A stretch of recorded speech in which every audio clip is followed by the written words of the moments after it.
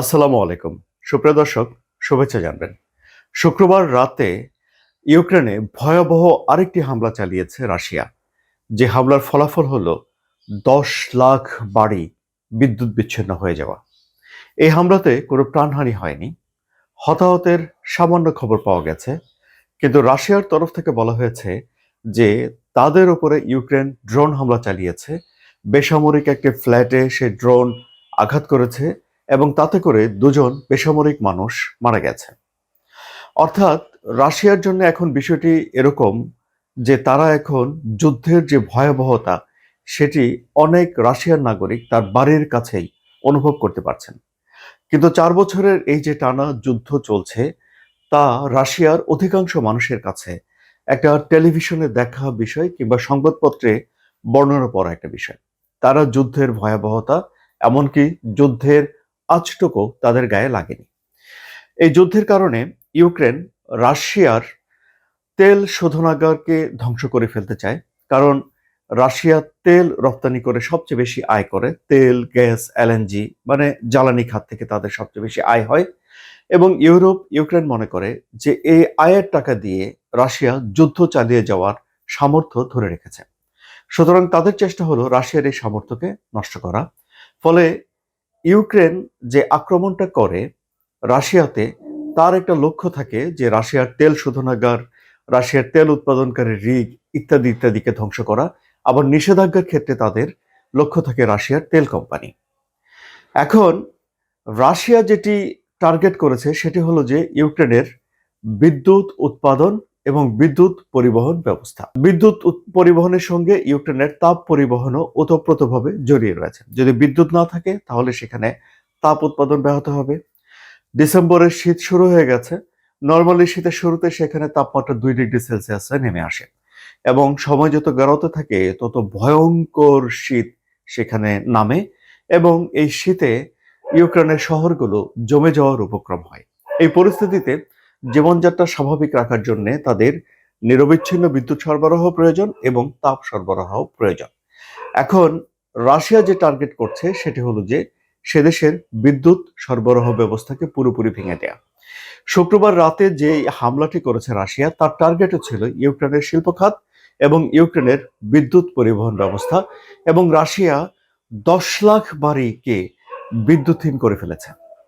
এর আগে আরেকটি হামলা করেছিল রাশিয়া যেখানে ৬ লাখ ফ্যামিলিকে মানে বাড়িকে তারা বিদ্যুতের বাইরে নিয়ে গিয়েছিল। ইউক্রেন দ্রুতই সেগুলো মেরামত করেছে। এবারও ইউক্রেন ঝাঁপিয়ে পড়বে এই বিষয়টিকে মেরামত করার জন্য। এখন বিদ্যুৎ যদি পাওয়া না যায় তাহলে যদি স্বাভাবিক বসবাসের পরিবেশ না থাকে তাহলে তো ইউক্রেনের মানুষকে দেশ ছেড়ে অন্য কোথাও চলে যেতে হবে। ২০২২ সালে যখন আক্রমণ করে রাশিয়া ইউক্রেনে তখনই ৫৭ লাখ মানুষ বাইরে চলে গেছে। তারপরে যখন ইয়াংদের উপরে দেশ ছাড়ার ব্যাপারে কড়াকড়ি একটু শিথিল করা হয় তখন ১ লাখ তরুণ বাইরে চলে গেছে এবং এই তরুণদের যাওয়া নিয়ে ইউরোপের দেশগুলোতে নানা রকম বিরূপ প্রতিক্রিয়া রয়েছে।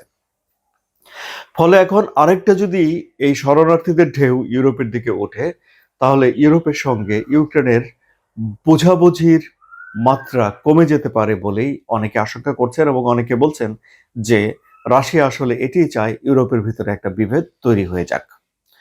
এখন ইউক্রেন দ্রুতই চেষ্টা করবে তাদের এই বিদ্যুৎ সরবরাহটাকে ঠিকঠাক করে ফেলা এবং বিদ্যুৎ খাত ঠিকঠাক করে ফেলা।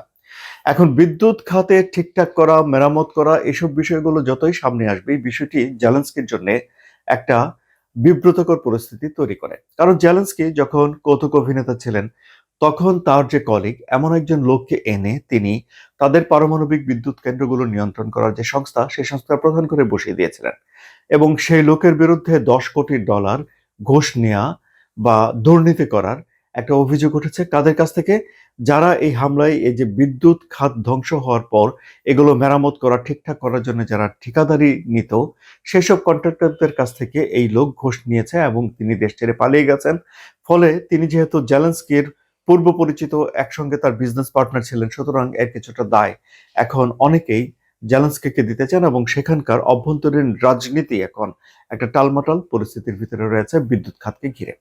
সুতরাং রাশিয়া যখন ইউক্রেনের বিদ্যুৎ খাতকে আক্রমণ করে তখন সে দেশের সাধারণ মানুষ এফেক্টেড হয়, সে দেশের পলিসি মেকাররা কপালের ভাঁজ পড়ে যায়, বিদ্যুৎ নিয়ে যেসব তেলেস্মাতি কাণ্ড আছে সেগুলো আবার এখানে আলোচনায় চলে আসে। সুতরাং এক ঢিলে রাশিয়া আসলে অনেকগুলো পাখি সেখানে মেরে ফেলতে চায়। এখন ধরুন, এই যে রাশিয়া যখন ইউক্রেনের বিদ্যুৎ খাতে যখন হামলা চালায় তখন যে পরিস্থিতি তৈরি হয়, তাতে করে ইমিডিয়েট জাপোরিজ্জিয়া পারমাণবিক বিদ্যুৎ কেন্দ্রকে বাইরের বিদ্যুৎ সংযোগ থেকে বিচ্ছিন্ন করে দিতে হয়। এবং এই তথ্যটি জানাই হলো ইন্টারন্যাশনাল অ্যাটমিক এনার্জি এজেন্সির যিনি চিফ আছেন রাফায়েল গ্রেসি, তিনি এই তথ্যটি জানিয়েছেন। কেন সেখানে নিরবিচ্ছিন্ন বিদ্যুৎ প্রয়োজন? জাপোরিজ্জিয়া বিদ্যুৎ কেন্দ্রটি এখন রাশিয়া অধিকৃত ইউক্রেনীয় যে অঞ্চল, সেই অঞ্চলের ভিতরে রয়েছে।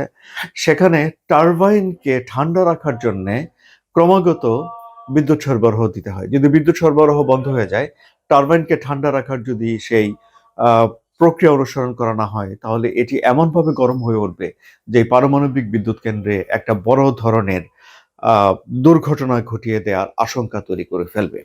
সুতরাং এই বিদ্যুতের সঙ্গে জাপোরিজ্জিয়া পারমাণবিক বিদ্যুৎ কেন্দ্রের নিরাপত্তা, অর্থাৎ একটা পারমাণবিক বিদ্যুৎ কেন্দ্রের নিরাপত্তাও ওতপ্রোতভাবে জড়িয়ে রয়েছে। এখন দেখা যাচ্ছে যে হামলা দুই পক্ষকে করছে, রাশিয়া বিশেষ করে হামলা জোরদার করছে। এবং জেলেনস্কি বলছেন যে শুক্রবার রাতে রাশিয়া যে হামলা করেছে সেখানে 450-এর মতো ড্রোন এবং 31টির মতো তিনি বলছেন যে মিসাইল ব্যবহার করা হয়েছে, এবং এখানে কিঞ্জেল মিসাইল ব্যবহার করা হয়েছে বলে বলা হচ্ছে, যা শব্দের গতিবেগের চেয়ে বেশি গতিবেগে চলে, যেগুলো মাঝ আকাশে গিয়ে হঠাৎ করে গতিপথ পরিবর্তন করে ফেলতে পারে। এবং এসব গতিপথ পরিবর্তন করে ফেলার সক্ষমতার কারণে ইউক্রেনের যে আকাশ প্রতিরক্ষা ব্যবস্থা কিংবা তাদের রাডার সিস্টেম ঠিকভাবে সেই মিসাইলগুলোকে ফলো করতে পারে না বলে এখন বলা হচ্ছে, ফলে ক্ষয়ক্ষতির পরিমাণ বাড়ছে। এদিকে মার্কিন প্রেসিডেন্ট ডোনাল্ড ট্রাম্প তাগাদা দিয়ে যাচ্ছেন যে আসছে বড়দিনের আগেই, মানে 25শে ডিসেম্বরের আগেই তিনি এই যুদ্ধটা যে বন্ধ হয়েছে সেটি তিনি দেখতে চান। এবং তার দেশে যে টিম তিনি তৈরি করেছেন আলাপ আলোচনা করার জন্য, যে টিমের ভেতরে তার মধ্যপ্রাচ্য বিষয়ক বিশেষ দূত স্টিভ উইটকফ রয়েছেন, যে টিমের ভেতরে তার মেয়ে ইভানকার হাজবেন্ড জেরার্ড কুশনার রয়েছেন, যে টিমের ভিতরে এখন আমরা দেখতে পাচ্ছি তার দেশের টপ ডিপ্লোম্যাট মার্কো রবিও রয়েছেন, তারা নানানভাবে রাশিয়ার সঙ্গে ইউক্রেনের সঙ্গে আলাপ আলোচনা করতে যাচ্ছেন। এখন সর্বশেষ মিস্টার ট্রাম্পের যে টিম জার্মানিতে যাবেন এবং তারা সেখানে ইউরোপের নেতাদের সঙ্গে আলাপ আলোচনা করবেন।